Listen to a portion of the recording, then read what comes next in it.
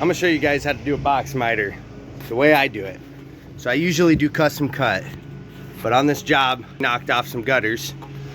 So we're doing box miters to match the rest of the house. And I'm gonna show you guys how to do it. So this is your inside box miter. And you can see that when you install this, it's gonna make 3 seams. So you got the factory seam, you got the seam where it's connecting to that gutter, seam where it's connecting to that gutter. When you install your gutters, it's gonna look like that when you're doing box miters. And you gotta seal it up. You should seal it up before you slide it up. So I'm gonna get to that and then I'll show you what it looks like after. So what I do is seal that factory seam first. Get my finger a little bit wet with spit, I know. And then smooth this out like this. Some people just pat it down, but I like to smooth it out, so then, I don't know, I just feel like it works better. So yeah, I don't know if you guys can even see what I'm doing. Yeah, I just smooth out both sides. I got this one all the way done.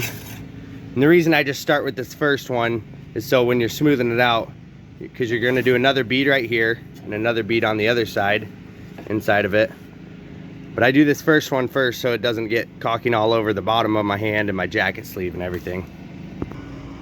So after you seal up your factory seam, you do 2 beads where the other gutters, where it's gonna slide up, and that's gonna be sandwiched in between the gutter and the box miter, them 2 beads. You gotta do it far enough in where it doesn't leak out the edge, and you see it once you slide it up. Now that we're up here, you can see that when I measured, I took off 5 inches from here to this, to where I wanted this gutter.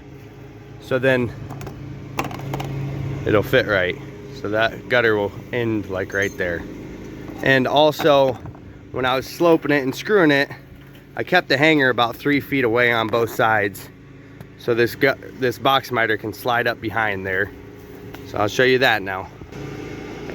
Now that we got it up here, put 1 screw right there.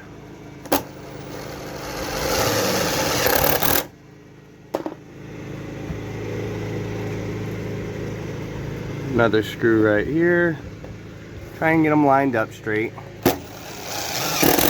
They look like they match up. Forgive my videoing. I'm doing what I can.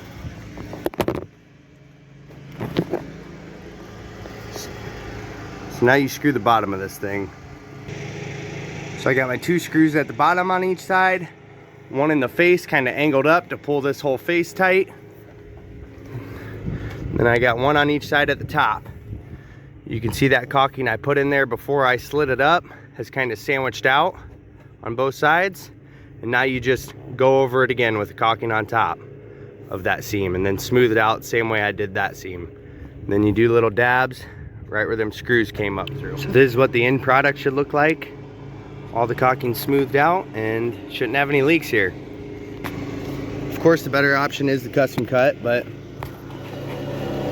it's good to also know how to do the box miters right, so, because you'll need it, repairs and stuff like that. So if you found it helpful, like, comment if you got any questions, subscribe if you'd like to see more tips. Appreciate it, guys. See you on the next one.